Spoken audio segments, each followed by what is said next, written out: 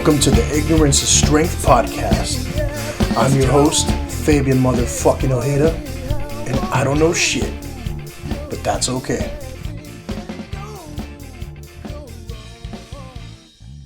All right, let's get this shit started. Thank you everybody for listening to the Ignorance is Strength podcast. Hope you all enjoyed the previous episode with the Gracious 2. Fun episode there. Got to talk about some 90s nostalgia with the band live. But I'm back today with a brand new guest. Want to welcome to the podcast for the very first time. It's Heidi Mikac. How you doing? I'm good. How are you doing? Doing all right. So, I talked to your business partner a few podcast episodes ago, right? Talked to Paul. Mm-hmm. Yeah, Paul Allen. Yep. Yeah. So it's cool to have you on. Kind of get the other side of that duo. Today, right? Yeah. So just real quick, as a follow up for those that listened to the episode with Paul, I almost immediately after I posted the episode, we're following each other on Facebook and everything. I noticed that you two are getting all kinds of like awards and things like that on your work already, right? Yeah, we've gotten a few. Yeah. So it's like best writing, best acting, best directing, all kinds of stuff, right? So yeah. It must feel really cool to have your accomplishments, noticed and everything. Oh yeah, it's a dream come true. I met Paul over the summer and we worked on a short film that he wrote called Small Talk, and I actually helped him write a little bit of it too. He let me help him with a few scenes here and there, and we got best writer for that, and I've won best actress for that a couple of times. So and ever since I met Paul, I've been writing literally every single day. Wow. Yeah. And it seems like, y'all are cranking things out like left and right, and I imagine, it's a lot of work, of course, but must take a lot of time too. It does, but I love it. It's my passion. I've loved writing since I was like 10, 11. So it's really not work for me. I'll write on my lunch break at work. I'll write as soon as I get home. I'm on Christmas break now, so I've been writing every single day since I've been on break and been pumping out a few scripts. I think I've written like 3 stories already. Wow. So, yeah. Yeah. And it's interesting because when you mention something is a lot of work, people are, they tend to shy away from it and things like that. But I imagine, because I'm a creative person too, and when it comes to like passion projects and things like that, it's like just it's really more like feed me more, right? It's not like, oh, I want to get away from this. It's like, what else can I add to this? How else can I tweak this? What else can I do with that? And you mentioned always having like a love for this, right? Now when real life gets in the way a lot of the time, right? It's hard to focus in on things that you're passionate about, things that take creativity and whatnot. Have you, obviously you have, your normal, non-creative life, right? And so how does that kind of, play into, balancing the two? Well, I'm very lucky because I'm a school social worker, so I have a lot of time off. It's Christmas break. I have all next week off, so I'm going to just be writing a lot. So I have weekends off. I get, spring breaks, fall break, summer. So I have a lot of time to get writing done. And it's really a nice balance because work, as a school social worker at a middle school, it can get really stressful.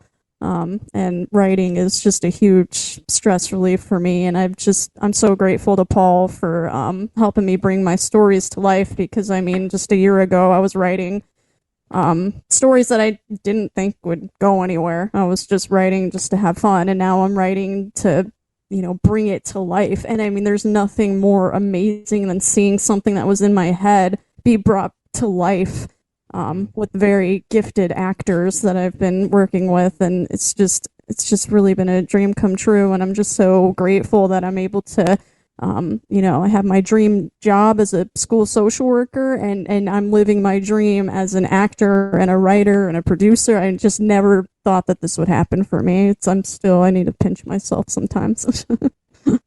Yeah, I've been working with some form with schools or after school Mhm. programs for a very long time now. And Mhm. uh you mentioned middle school. I'm like, Mhm. oh man, Yeah, that's the most interesting age there, you know. for Uh, sure. we could touch on that a little later. We'll see if you got some stories there. But I do. um, oh, I bet, yeah. Now, when it comes to again balancing things out, right? I mean, what's the goal here? You just kind of want to have a creative outlet, or is this something you want to eventually pursue like full time? I mean, or can you even really look into the future that far yet?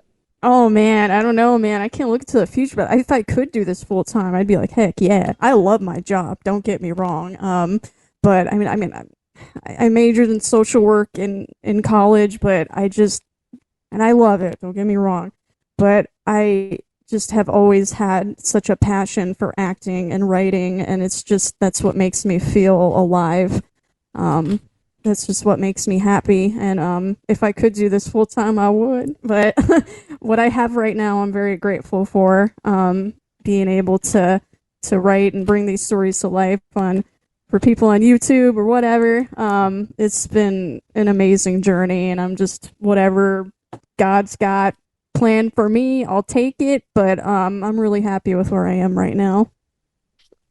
Now you mentioned, YouTube, and this is Mm-hmm. it's an interesting time right now because there's so many platforms and outlets, to post, your work. Back in the day, I mean, I think I'm a bit older than you, but I didn't see any YouTube videos until like I was an adult. We didn't have social media until right when I was graduating high school kind of thing, Right. and so um, there weren't very many ways to put out like independent projects. You would have to actually pretty much go into debt, Yeah. and rent equipment and all kinds of stuff, right? Yeah. But nowadays you can really do things super indie and like I've even seen people, film things on an iPhone and post it on Amazon Prime for people to download and watch there, right? Yeah. So how does, an idea that you have in your head, come to life, right? What's the process? What does that look like when you're like, I want to tell this story, right? Mm. Maybe, you have a budget for it, maybe you don't, right? But the whole indie route of putting a project out there, what does that look like for you? Yeah, well, as you know, I never know when an idea is going to come to my head. I could be like walking my dogs, or I can do walking down the hallway at the school, and just suddenly I'm like, "Ooh, that would be really interesting," and then I just start writing. um, it doesn't take me that long to write scripts, maybe like 20, 30 minutes, kind of depends on how long it is. Wow. And then, I'll talk to Paul about it, and I'll talk to my co writer, Caitlin, about it, and they'll look over it and they'll give me ideas, and we'll, you know, get the story done, and then talk about, should we do this? Or then we'll start casting and all the fun stuff. Um, Paul's really good with getting investors. I'm not. That's not my thing. I just write and I act. I'm not really good at that side, but um, we definitely need investors to help us out with this stuff because it's a lot of money, and I'm a social worker and he's a healthcare worker. We don't make that much money, but so we appreciate our investors and anybody that's willing to help us bring this stuff to life. But yeah, I mean that's pretty much the process. I come up with an idea, I write it, I send it to Paul and my co-writer Caitlin, and we discuss how the story should end, and who we should cast for it, and we put it on. I'm glad you mentioned the whole thing about investors because I always wondered, like, well, how do people get paid for this? I mean, if they don't Mhm. get paid for it, is it something they just kind of want, for exposure or what? I mean, what did that process look like when you started off? I can't imagine, uh, you're out there, paying, $1 million, No, not what do you yet. call it? Yeah, $1 million contracts for people, so again, it's more of an independent route, right? But I Yeah. think when I talked to Paul, he mentioned he makes it a point to try to get everybody paid, Oh right? yeah. And Definitely. That's so, important to us. you know, I always wondered about that. Like, who's investing, right? Like, is there a bunch of people that are like, hey, I believe in you, I believe in your idea, Mhm. and I know you mentioned it's not necessarily like your realm, it's more of your, your partner's realm, but like, are there people out there that really just, that's what they do? Like, they just have like a, a passion for film, or maybe something that you created caught their attention. What does that Yeah. look like? Yeah. Yeah, I mean, again, that's more of a Paul question, but yeah, I mean, we find people that are interested in our work and believe in us, and they they they throw us $50, $100, whatever, and we appreciate. I mean, anything that they give us. I mean, I'm just it just amazes me that people are willing to invest in something that I wrote. It blows my mind. I can't get over it. But Paul is so good at the business side of it. I don't know what I do without him. He's really worked hard to help me help lift me up and get these projects out there. And I mean, I cannot thank him and our investors enough for that. I really appreciate them. Cool.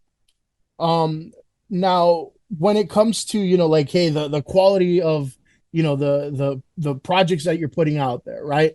Um, I can imagine there was probably a shift from like, okay, we, started off from, maybe it's cool that we got it all on, on video and things like that, but oh, we could have done this much better. Oh, we could have done this much better. And I'm imagining every time, the quality gets better. I'm talking about everything from like, the quality of the video to lighting to sound and things like that. Have you seen that transform? Have you seen, if in the short time you've been working together, go from like maybe a little more like low budget to kind of like, okay, now we're looking a little more pro? Oh, for sure.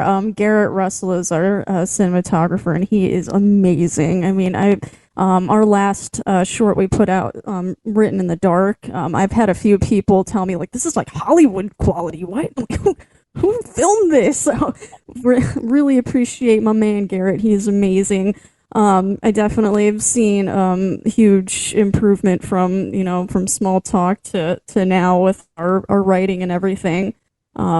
So yeah, definitely. We did I directed the Recovery 3, and I cried at the end. It was just so amazing to see that story come to life, and I was so honored to help write that and direct that. And I think Written in the Dark is our first really big one that we've done. You can check that out on the Alan and Mikac network, by the way. But I'm so proud of that film, and I've definitely seen a huge improvement. I mean, not only with how it looks, but I feel like I've improved a lot with my writing and my acting abilities. And Paul and Caitlin did an amazing job in that film, and I'm so proud of us all with that film.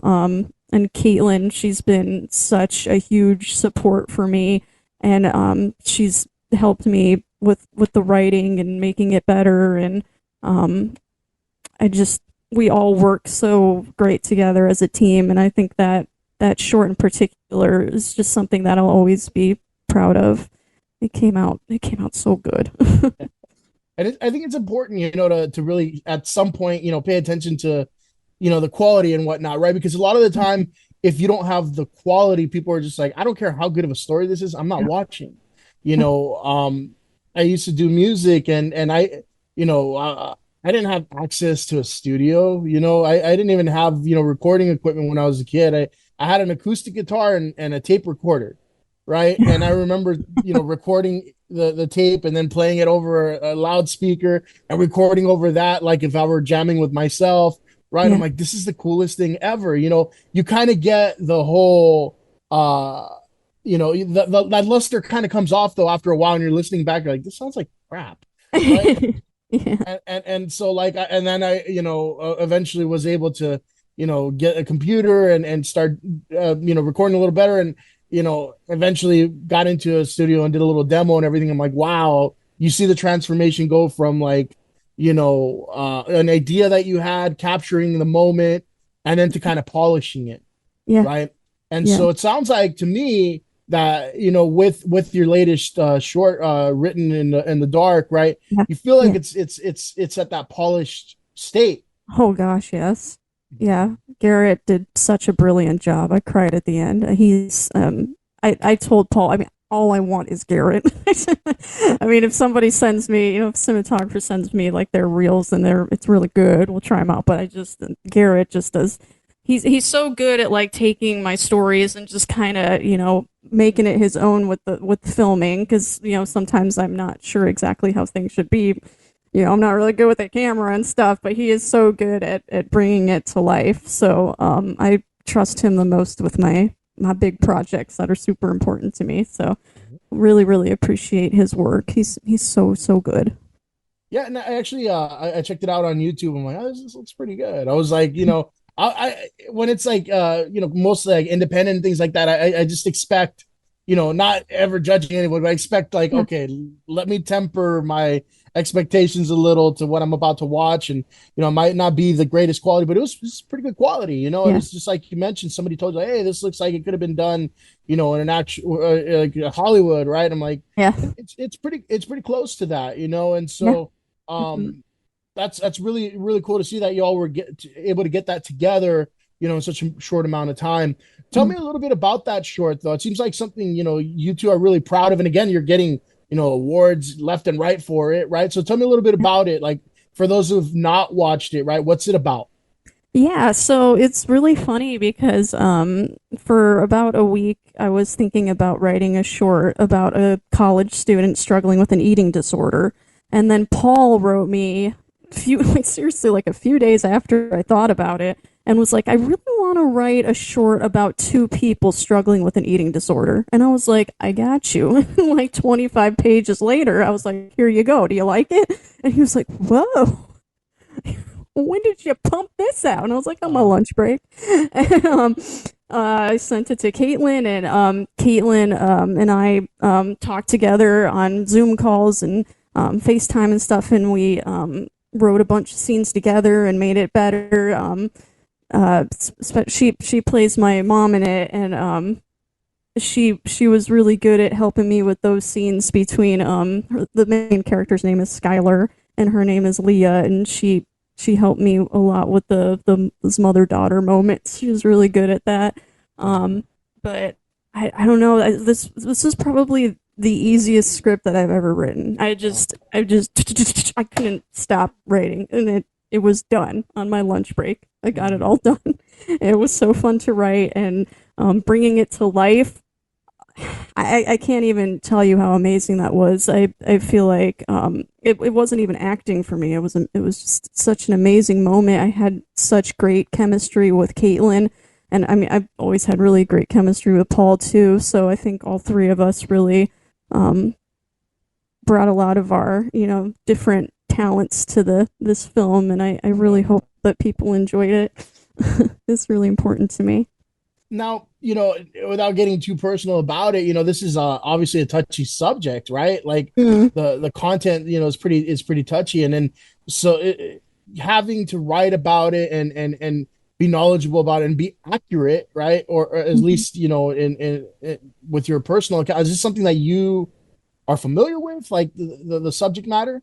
Yeah, well, I'm a school social worker, so I deal with these. I'm actually helping a young girl with bulimia right now. So this is something I've studied and something that I've, in college, something I'm pretty knowledgeable about. So I just kind of researched, what girls do when they have a bad eating disorder, and um, I just brought it to life in those pages, and I was not expecting all of the attention that it's gotten. I'm really really proud of it, and I hope that it's able to help a lot of people, and shine a light on it, shine a light on how we talk to young girls. 'Cause I know a lot of women have self-image issues, and we really need to watch how we talk around young girls, and I'm definitely guilty of that. So I'm trying hard to be more positive about myself, especially at the school. So I'm really hoping that it shines a light on that Mhm. issue. Yeah, for sure. And I like that you mentioned, you researched it and things like that, and you became familiar with because what you do for a living, right? Hmm. Because when it, when to me when watching, any kind of film or movie or anything like that, and if it's something that I'm familiar with, right? I'm just kind of like poking holes. I'm like, wait a minute. Like that's not right. This Right. is incorrect. So like for example, I wrestled in high school and college, right? And Yeah. so when you have like a hokey, like oh 1 2 3, like no, that's pro wrestling. That's different, right? So Yeah. like back in the day, like in the '90s, I used to watch like Saved by the Bell, right? And Heck AC yeah. Slater, AC Slater was like the state champion wrestler there, and Uh-huh. all his matches look so like phony. I'm like, that's not what it looks like. Yeah. I'm like poking holes all around, and I'm like, that looks like crap. I'm like, if I, made a movie or a TV show with high school wrestling, it would look so much different. And so that's why I wanted to, ask you about that authenticity, right? Yeah. Um, because if you have an idea, you can't just go based off of, what you think something is, right? What Yeah. you have to do the research, you have to do the Yeah. work, you have to, make it as authentic as possible. So when doing your writing, right? Are there ever times where you have to like, consult different people, experts or, other than doing research, right? How do you make sure that something's authentic? That's a good question, but yeah, I do a lot of research. I talk to my dad a lot. He's very he's he's like the smartest guy I know. I am actually writing a Civil War drama. It's not really like about the Civil War, but it takes place during the Civil War. So I just, you know, kind of researched how people talk back then, and I use a dictionary and I look up, different words, how they would say things. I am so picky on my dialogue. They say writing is rewriting. I'm constantly rewriting. I'm constantly like going through my head, like, okay, how would this character say this? Like, I'll put myself in the scene, and I'll be like, oh, what would this character say? How would they respond to that? And I'll write it out, and I'll be like, I'll just tweak it a little bit, and but that's always my thought process, and I'm always trying to be as authentic as possible, so that I don't want anybody to be like, nah, that would never happen. I'm always scared of that. Yeah. uh, but yeah, definitely with like historical pieces, I really want to Yeah. make sure I'm being accurate. For sure. You can't have something that happened in the future, happen during that period where you're like, like if you're talking about it was a civil war, you said, right? Yes. If you're talking about the Civil War days, you can't just have, some guy pop in a hot pocket on the cast iron skillet and be like, Right, man. I'm hungry, right? You have to make sure that you know what was going on then and what wasn't going on, right? So that you Yeah, can make it as accurate as possible. definitely. Um, Now you mentioned, cranking out pages and pages of things, right? Like I only took like one creative writing class where they had us write, like a little 10-page script and whatnot, right? Mhm. And I had the hardest time getting started.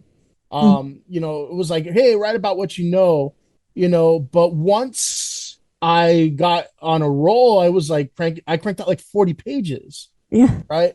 yeah. And so now the only thing I didn't know though was how to format that, right? And is that something that you learned? Do you know how to like, did you quickly learn how to like format writing so that it can transfer to, film and whatnot? Yeah, well, thankfully, I took this film class last spring, and we got to write our own film. The class got to write their own film, and uh, they taught us how to format it in Celtics, or some people call it Celtics. I don't know. I say Celtics. Yeah. Okay. No, I actually, that's the thing that I ended up downloading. Yeah. Yeah, yeah, I love it. I mean, it's not perfect, but I love it. I mean, it really. formats the scripts very well, and it really helps me narrow down all the scenes and everything. So that's how I learned. I took that film class, and I bought it. I bought the little team package thing when I shortly after I met Paul, so that we could write together. But yeah, that's pretty much what I use. I just use Celtics for a while. I was just like writing stuff on Word, and it just wasn't looking right. But when I discovered that, I was like, yes, this is nice. I'm gonna be a distracted child here. Did I just hear you find some open up a treasure chest in Zelda right now? Was that what I just heard? No, my friend Caitlin just texted me. that's my text. All right, you've immediately jumped like 1,000 points right there because that's the coolest thing. I'm gonna actually segue into a question that has nothing to do with what we're talking about. All right. You play Tears of the Kingdom yet?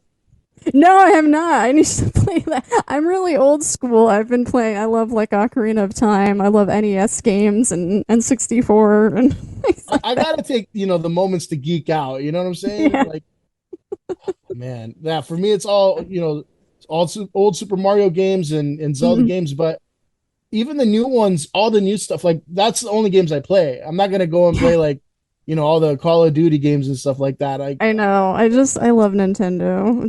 I collect NES games and SNES and N64, and I have PS5. I love Grand Theft Auto. Shenmue is probably my favorite game ever. Nobody's ever heard of it, I'm sure. And Heavy Rain. I love Heavy Rain. Such a good game. Check it out, everybody. I just heard that. Yeah, I was I was like a dog, and with the dog whistle right there. I was Uh, opening up the little treasure chest. yeah, exactly. But moving on, right? Yes. Yeah, moving on. Now when it comes to, what you see, like as far as like what's next, right? You're again, you put out a, pretty well polished short on YouTube, right? Yeah. What's next? I mean, are you looking at doing like a full length movie or any a film or anything like that? I mean, more shorts, what's coming up, and where do you want to, put it out as far as like, is it going to stay on YouTube or are you trying to do other things with it? Oh man, I got so much coming up. Definitely have a lot of shorts coming up, but our next big project is a mini series that I'm writing called Wherein Lives Continue. This is a story I've been thinking about since I was 15 years old. Whoa. Yeah, it's about a young girl that has psychic visions of murders, and she tries to stop the murders from happening. Huh. So, That's an interesting concept there. Dang. yep, it's really really cool. It focus doesn't focus just on the murders, but it focuses a lot on her relationship with her mother and her relationship with her sister and how she's trying to kind of balance, her normal life with her secret life. So it's really cool. We're going to be filming that on Saturday and Sunday. So that's our next big thing. And then we have a short coming up in February. It's called The Locket. I wrote that with Caitlin months and months and months ago. It's a really sweet story. And gee, what else do we got? Got Forever Mine that I wrote. And then a feature length we're doing in the summer called Mommy's Back. I am a huge fan of Lifetime movies. So it's always been a dream of mine to be in a Lifetime movie. So I thought, what the heck, I'm going to write one myself and star in it. So that's going to be the next like feature length. But yeah, we're pumping things out. With this series, I like that you mentioned like, hey, it's about it's about this, but more so Mm, it's about the relationship with blah blah blah, right? Like, yeah. that's kind of what I think is a recipe for for a good series. Hmm. Like, in order for it to be something that people are interested in coming back to over and over and over again, right? Besides the main premise, right? Like, okay, here's the gimmick, right? Here's what's going to draw you in. You got to have good characters, Oh yeah. right? Like you have to have people that are that other people want to invest in, right? Yeah. They want to invest their time in. Otherwise, what's the point of watching? Yeah. Yeah. And it's funny you mentioned that. I mean, when I started writing this, or when I dreamt about writing this, I just always thought, so Emma is the main character.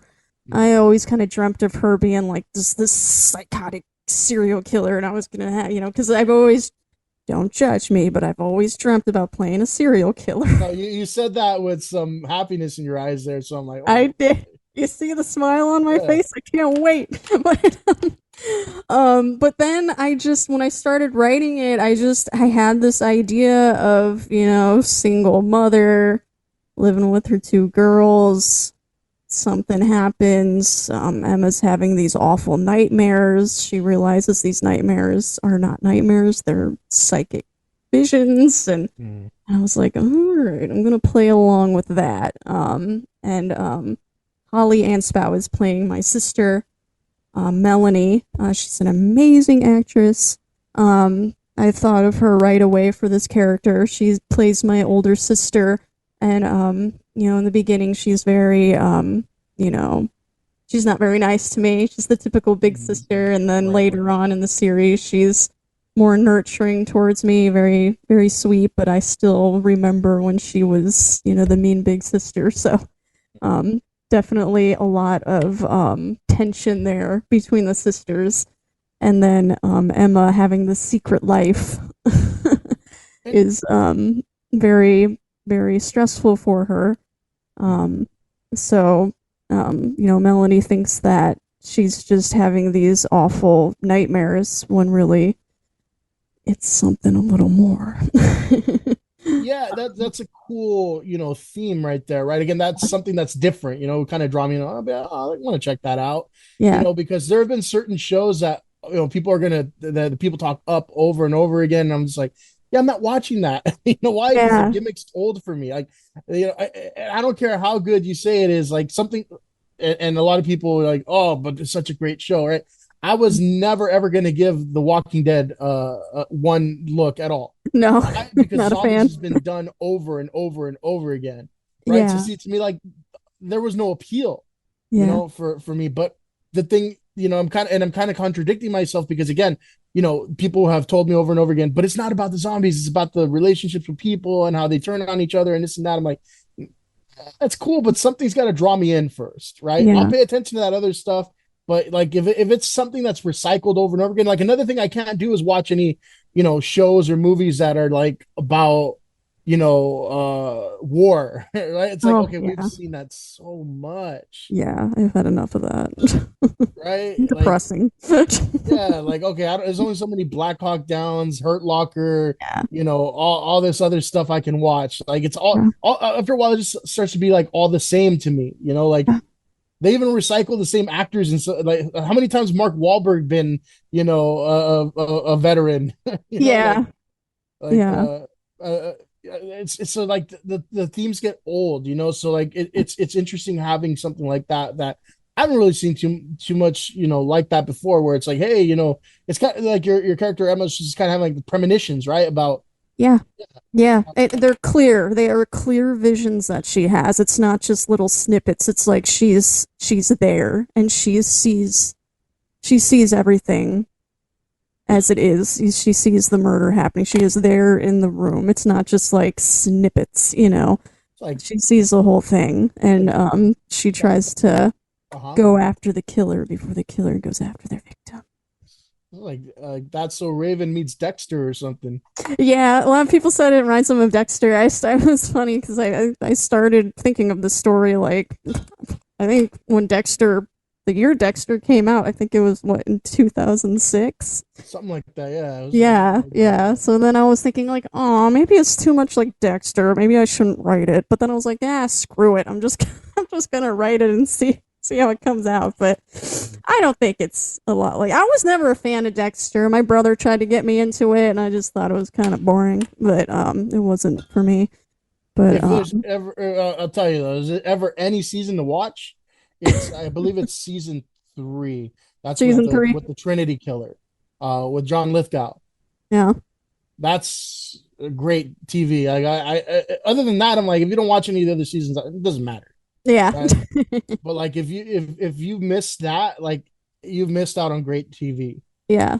Yeah. So if you ever give it a chance again, Maybe watch I the will. season with the Trinity Killer. I think it's season three. It's either Season three or three. four, but I think it's three. I'm not sure. Okay. Okay. Well, I'll give it a chance. Because John Lithgow is such a great actor, you know. Mm, yeah. Like I remember watching him as the guy on Third Rock from the Sun. I'm like, this guy is goofy as hell, right? And Yeah. then watching him on Dexter being this like serial killer, I'm like, Mm. whoa, you know, because I guess I before that he was a really good dramatic actor, right? Yeah. And I didn't Yeah. know that because I only knew him from Third Rock from the Sun, where he's this goofy alien, father guy. Hmm. But I mean, that's just the beauty of something like acting, right? You just get to be a different person and really show your range, right? And that's kind of wanted to dig into real quick about you, right? Yeah. So, on top of writing, right? You're the one primarily acting in the things that you write, Yeah. right? And Yeah. so when you're writing, right? Uh, I don't even know how to ask this question. Like, are you writing to like you know uh your personality? I guess that's how I'm gonna phrase it. Kind of to your personality, right? Who you think you can portray, or do you try to challenge yourself and like give yourself different kinds of personalities? Like, how does that work? Because you're writing for yourself. Yeah. Yeah. I definitely try to challenge myself. I think I challenge myself a lot in Written in the Dark and and in Wherein. But yeah, there is definitely a lot of things in my own life, like, my sibling in Wherein Lies Continue. It's based a lot on how, my sister and I were growing up. Definitely, not a lot of it, but some of it is definitely, how we treated each other.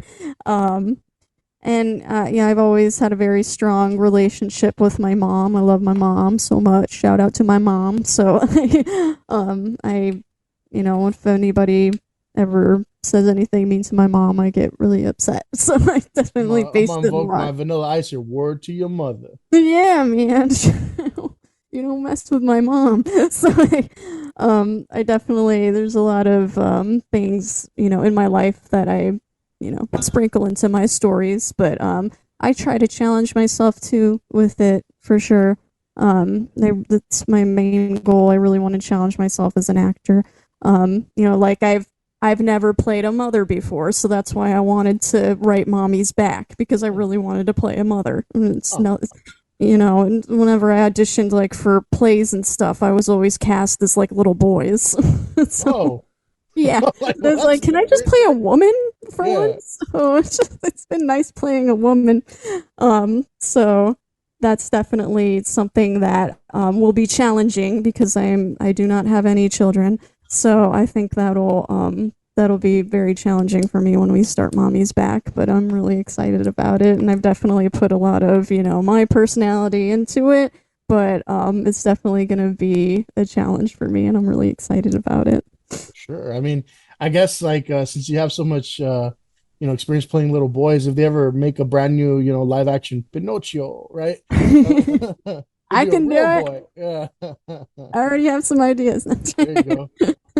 But like what you're doing right now is like a lot more dramatic acting, right? Do you explore other genres like comedy and things like that? I mean, I think you were those horror movie shorts as well, right? Yeah, well, I love comedy. I definitely want to write some more comedy. I wrote a script called Christmas in a Taxi. I wrote it back in 2011, and I really, really want to bring that to life. We're gonna try to do that probably next year sometime, maybe at the end of the year for Christmas. But I do love writing comedies. I want to do that more, but I'm definitely more of a drama horror movie kind of girl. But I definitely want to dip my toes more into comedy because I love comedy. I love the theater. I love making people laugh. So um, I know that's something me and Paul have discussed. We really want to write some kind of comedy short. We're just not sure where to go with it yet, but because we've got so many other things we're working on. But that's definitely something that we're gonna work on in the future. Ooh.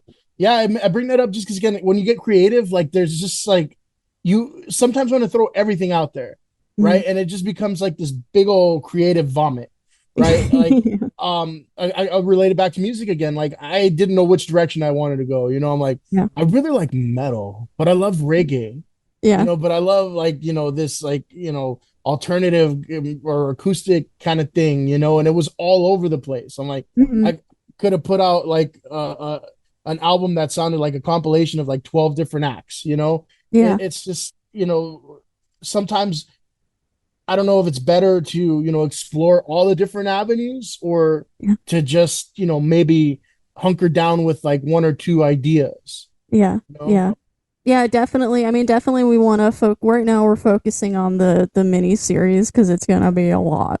And the few short films that we got coming up, but I mean, I'm always writing new things and I definitely want to explore comedy more because I've been writing a lot of dramas lately. A lot of horror shorts. So I think that's something that I need to challenge myself with is going into comedy because I love comedy. I love making people laugh. It's my favorite thing to do. My favorite noise in the world is hearing an audience laugh. So Yeah, that's something I definitely want to pursue. cool. Now, I got a question. I was following Paul on Facebook and everything. Like, what are you doing with this music thing? What's going on with that? But you got your films, you got your writing, your acting, right? And now you're like adding like music in. Is that something like that it's like a project you're actually doing, or is it just kind of like, Mhm. this is for Yeah. fun? Yeah, we well, I've been rapping since I was about 11 or 12. I'm a rapper. Um Not a lot of people know that. Huh?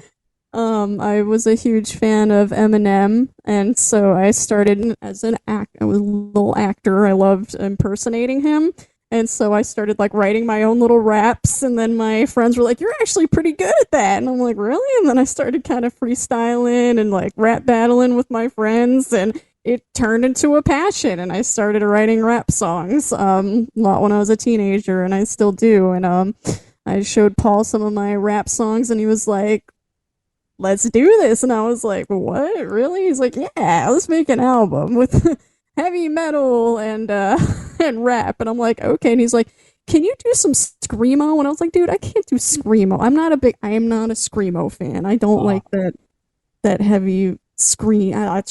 It just freaks me out. And he was like, well, just try it. And I was like, okay. So I did it, and he put it in the album. He put it in one of the songs. I was like, "Oh my gosh, I can't believe that's me."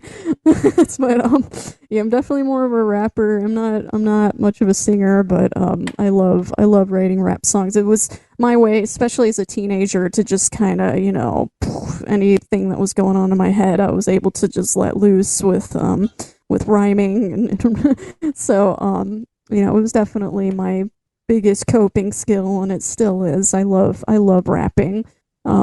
So I'm really another thing that I'm very grateful to Paul for, that I'm able to pursue that a little bit on the side for more films. so your plate's full.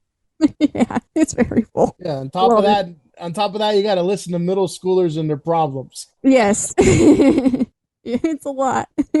hmm Do now, I when I work with after school programs and things like that, I try to keep my passion projects and creative outlets like this one under wraps, right? I don't share like with everyone like, hey, listen to the podcast, right? And like, Right. that's just a different world, right? Yeah. Do your kids know that you're doing like films and things like that? Some do because I have my little certificates that says like best actress, and they'll ask about it, and I was like, yeah, I write films and star in them. And, I don't tell everybody. It's just if it gets like brought up, I'll talk about it. And I also I wrote a little rap song for I work for Youth First, and I wrote a rap song for them, and I performed it and in front of a class, and the kids went insane. They couldn't believe that I was a rapper. And a lot of the kids even came up to me like At the end of the year, they had to write like these poems, and they were like, "How does this sound? Can you help me with this?" A lot of them always have me help them with their cute little poems, and I helped this one kid write a poem for his girlfriend. It Oh, actually turned out really good. It made his girlfriend cry. So yeah, some do. I don't, I don't tell everybody. It's just kind of if it gets brought up, I'll tell them. yeah. They think it's really cool. Same with like your coworkers and stuff like that. I have told my coworkers. Some of them are on my Facebook, so they know. And I've been I was in this thing called the playoffs, where you have 24 hours to write, produce, and act in a play. It's like a little competition, and I had them vote for me, and so they know that I'm an actor. I don't know how many of them know that I'm in film and all that. I know a few of them do because they're on my Facebook, but other than that, like I don't like brag about it or anything. It's Right. just it just gets if it gets brought up, I definitely talk about it. I mean, I love talking about it. It's my passion. So Mhm.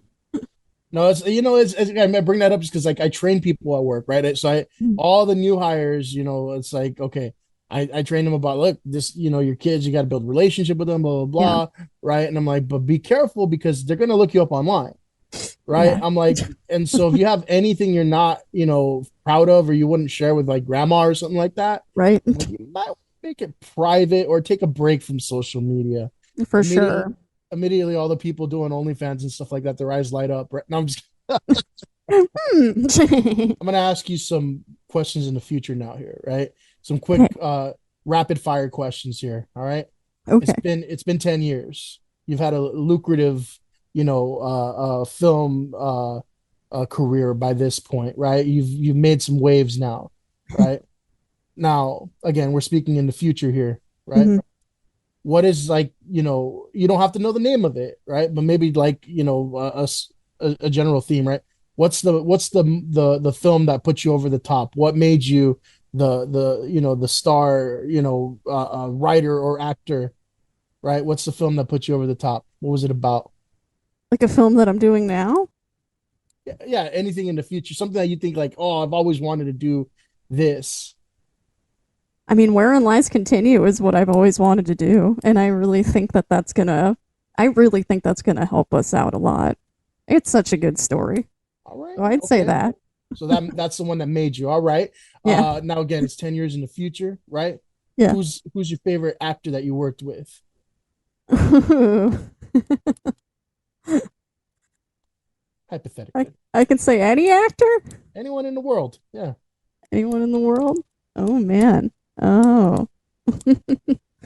Mm. Who would I want to work with? I really love Hilary Swank. I want to work with Oh Hilary man. Swank. She's an amazing actress.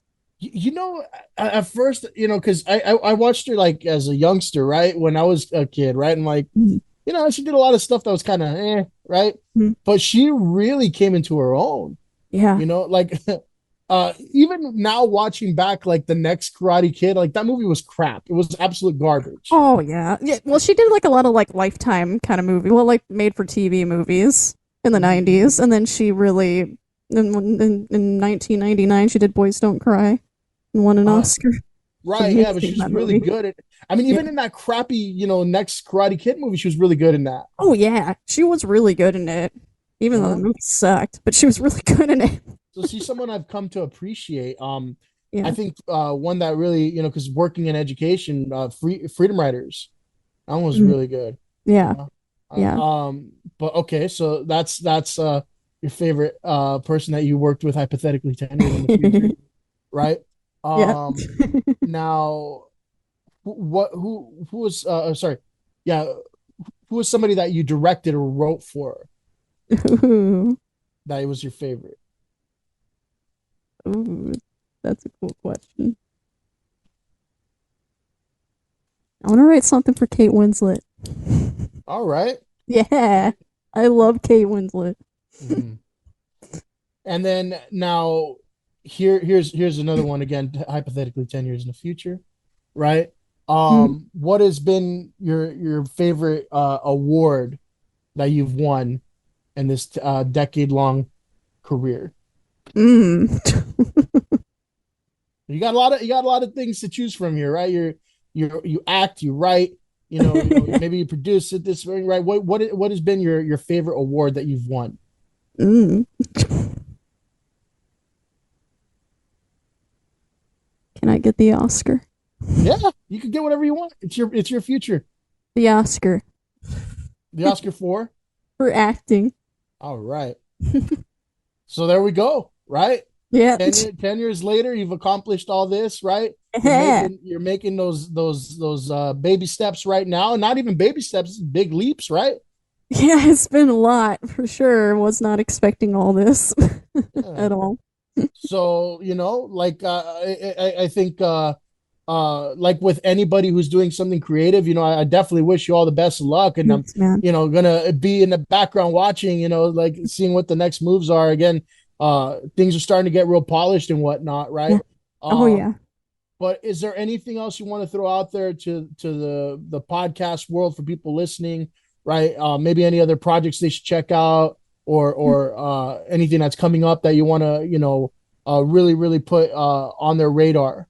Yeah, yeah. Please go to the Alan and Mikac Network on YouTube and subscribe and watch Small Talk. That's the very first thing that I did with Paul. Written in the Dark is such a good story. You guys really need to check that out. It's so good. And stay tuned for Wherein Lies Continue. That's coming up very soon.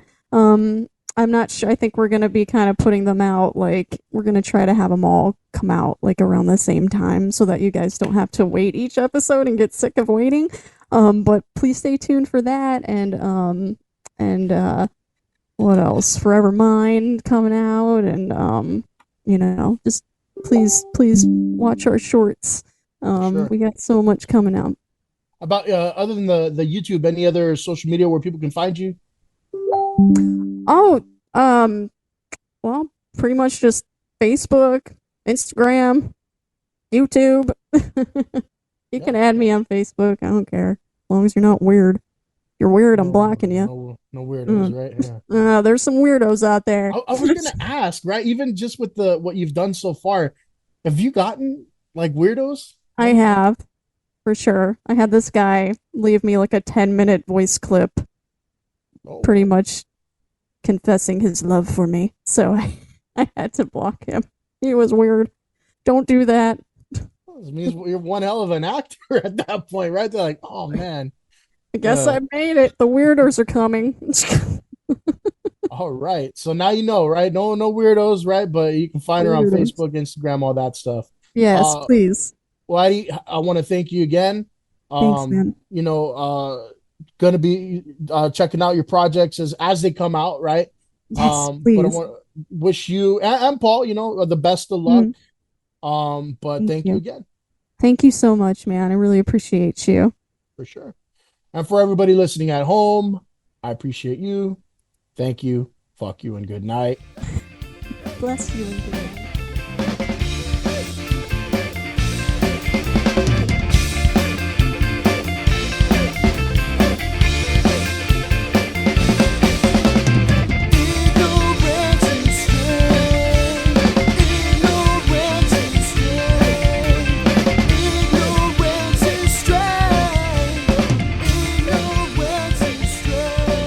Subscribe to the Ignorance is Strength podcast on Spotify, Apple Podcasts, and Google Podcasts. Like, follow, and share on Facebook and Instagram at Ignorance is Strength Podcast and on Twitter at The Ignorance Pod.